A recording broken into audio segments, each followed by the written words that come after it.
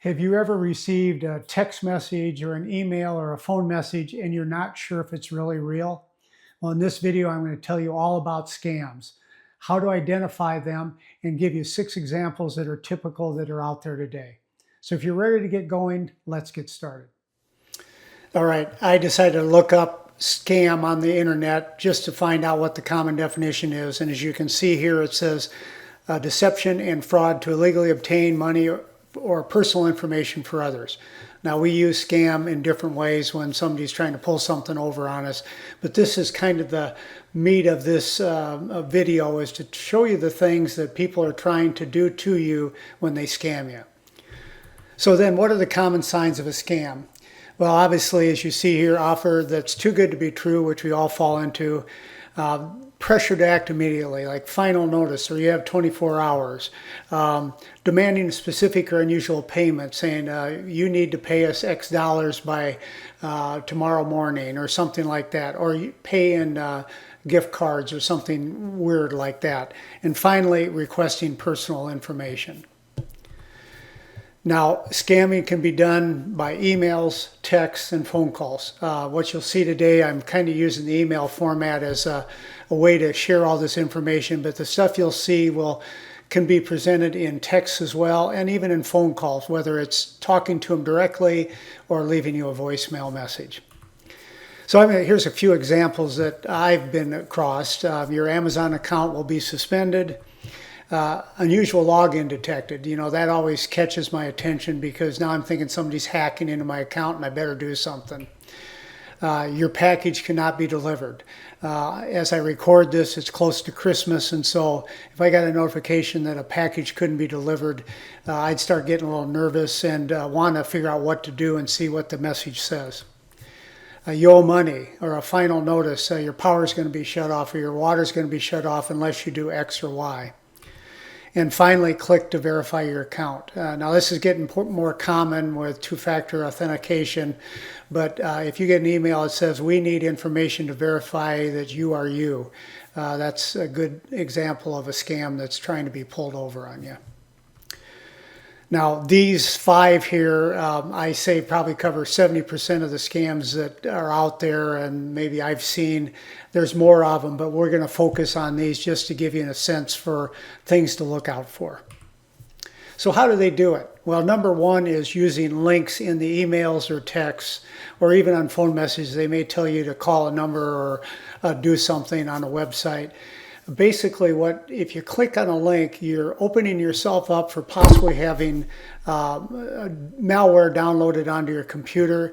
It may allow them to access your computer so it can give up personal information, and it can also send you to fake websites where they ask you to enter the information. And then finally, it can connect you to networks to spread the attack to others. So clicking on links is not a good thing. The other one are attachments, and this one, I bet you everybody, all my clients that I've had to help with scamming attacks, it's because they clicked on an attachment. And it basically is, if you open that up, you're opening them up, or their software up to your computer, where it could put malware on there. It could be disguised as an invoice or a document that they want you to look at. Well, as soon as you open that up, they now have access to your computer in some sense. It could also steal personal information. It can download a program onto your computer to pull information behind the scenes that you don't even know is happening. And it can also trick you into starting up macros, and those are programs that run in the background that can make your computer do things like wipe the hard drive and stuff like that. So you don't want to use it to open up attachments and scams.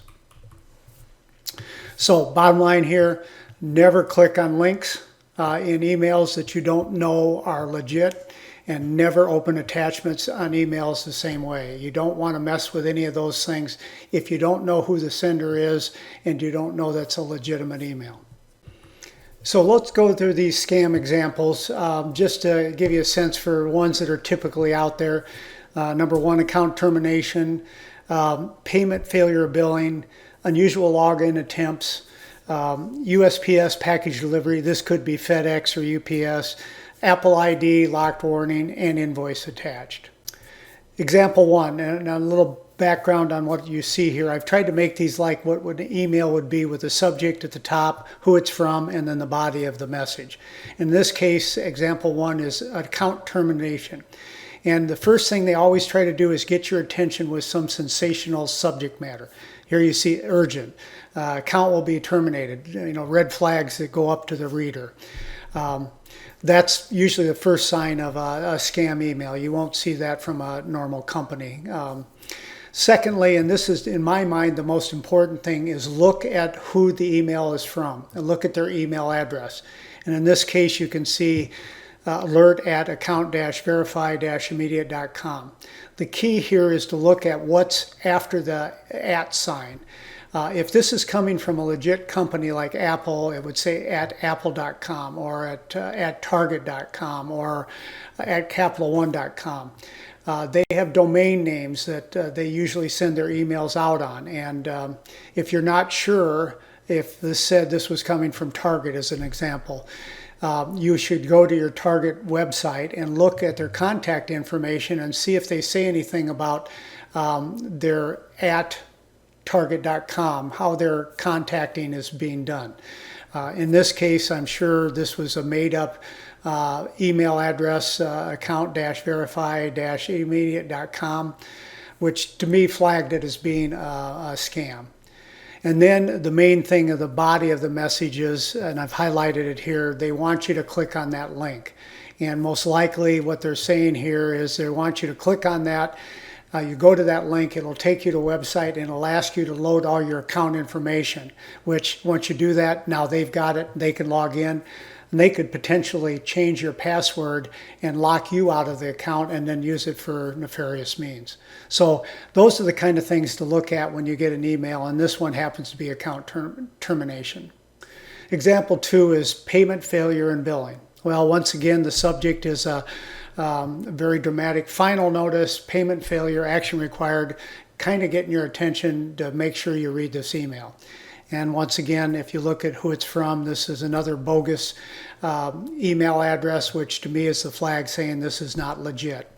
And again, I'll say that if you're not sure, look at the company that's sending you this information, go to their website and hit their contact info and see if this domain name they have after the @ sign here is what they use. I can guarantee you in most cases it won't be. And then again, the sensational email, recent payment cannot be processed. This is your final notice. To avoid service interruption, please update your billing information immediately using this secure link. Well, they're asking you for your billing information. So right off the bat, they're trying to pull all your personal information so they can take that information and use it for whatever they want to do to scam you. And again, I've highlighted at the bottom another sensational thing. You've got 12 hours to do this or it'll automatically be suspended, so you better act, is kind of what they're hoping happens. Example three, unusual login attempt. Security alert, again, trying to get your attention, and another fake email address that it's being sent from. As it says here, we've detected unusual login attempt on a new device. If it was not you, you may have been compromised. For protection, log into this link and verify your identity immediately. Perfect example. They'll now get all your login information for this particular account, whatever it would have been titled to, and now they have your account information and can, like I said, lock you out and use it themselves, or they can go in and start charging things or ordering things or whatever without you knowing, and then you're liable for it. And then finally, the last attention grabber there, do not respond in 1 hour, your account will be locked. And again, bogus. Now this one, as I mentioned, could be US Postal Service, it could be FedEx, it could be UPS, package failure, a notification. You're waiting for something, or they think you're waiting for something, or you may say, well, heck, I don't have anything ordered. And now you start thinking somebody's going to send me something, but they don't have my address. And so as it says in the body of this, verification, address verification failed.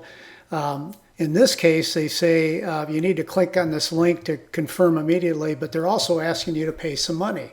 Now in this case it's $1.99, which isn't very threatening, but if they said, $59 or something like that, again, that's going to get your attention. So the kind of ways that they trick you, not only to get your personal information by clicking on the link, but also to get you to pay some extra money.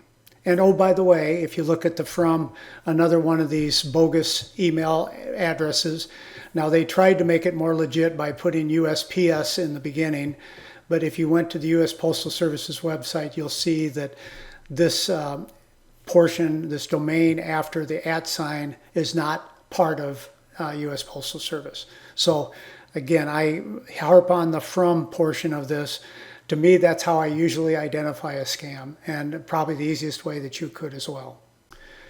And of course, most of us have Apple products, and when you get an Apple ID lock warning, now you're reading the body of this email, it's been flagged due to multiple failed login attempts.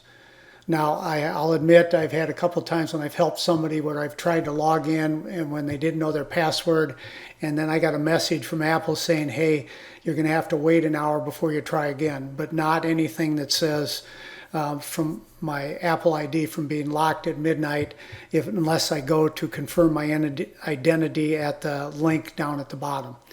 Another way for them to convince you or scare you, if you will, into clicking on that link and providing your information so that your Apple ID won't be locked. And finally, example 6 has to do with invoice attached. This is the one that I probably get at least once a week, sometimes two. And this one, you do not want to open attachments. Now they say, thank you for your business, trying to make you think that you're receiving an invoice for something that someone did for you. You may not have had anybody do anything for you, but they're trying to make you go and think, God, did I do something and I owe some people some money? And you can see in the body, it says, thank you for doing business with us. Invoice for the services provided are attached, and then they want you to go to the attachment and open it up. Do not open up attachments from any email, for any email that you get from someone you don't know. And in this case, a couple other things to point out here. Again, the from is from support@geeksquad.net. Well, I say that geeksquad.net. Geek Squad, if you look up, type in Geek Squad into the internet, you'll find out it goes under Best Buy. And so it would be bestbuygeeksquad.com or something like that.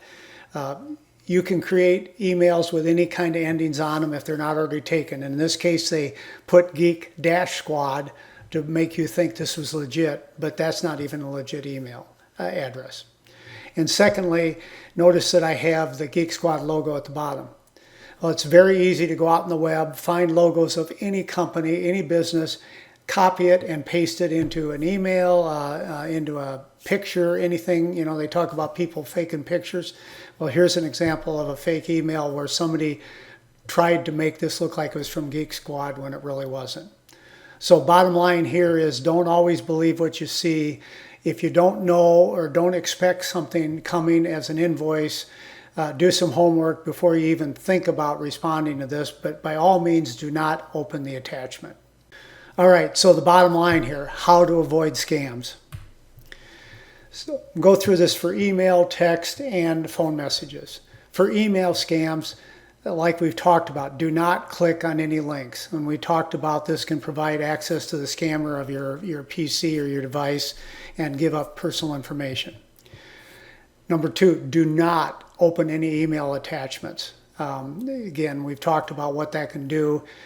Just bottom line, don't open attachments until you're convinced you know who sent that email and it's legit. And finally, and this I know bothers a lot of people, if this is sitting in your inbox, what do you do with it? What I typically do, I have Gmail, I click on the email, open it up, and then I hit the spam button at the top, and it moves it to a spam folder. So basically then Google or Gmail will not accept emails from that address anymore, and then I can delete the spam items that I have in my email. All right, for text messages, it's a little bit different. Most of the stuff that we've talked about that I showed in emails is pretty much the same, but here's the key things for text scams. Number 1, do not reply to any text that you don't know.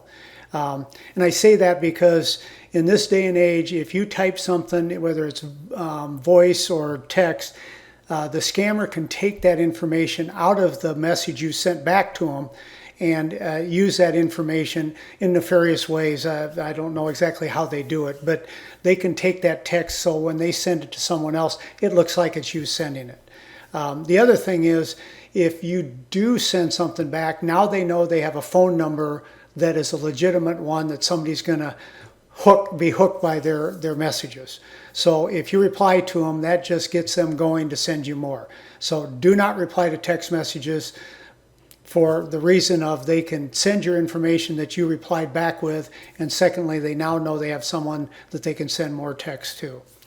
And finally, for text scams, take that text message, go up to the info icon at the top next to the phone number, click on that and say block phone number or block message, block text. I can't remember exactly how it is, but you want to block this phone number from any future calls. That will eliminate this particular phone number from trying to send you text scams again. And finally, for phone scams, do not answer calls from unknown numbers.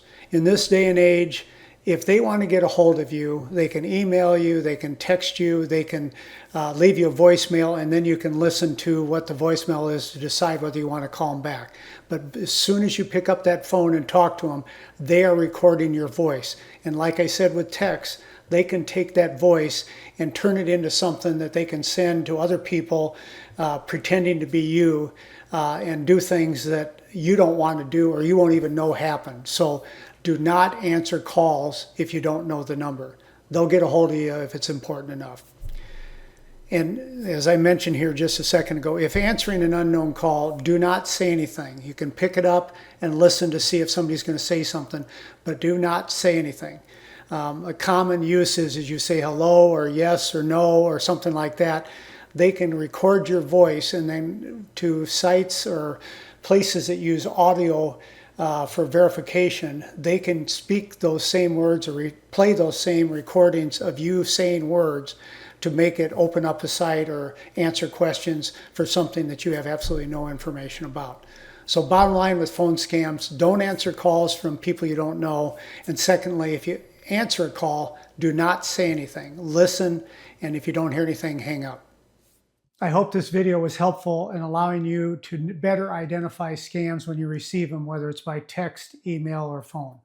If you enjoyed this video, give me a thumbs up. And if you've got any questions or comments, by all means, leave them in the comments section.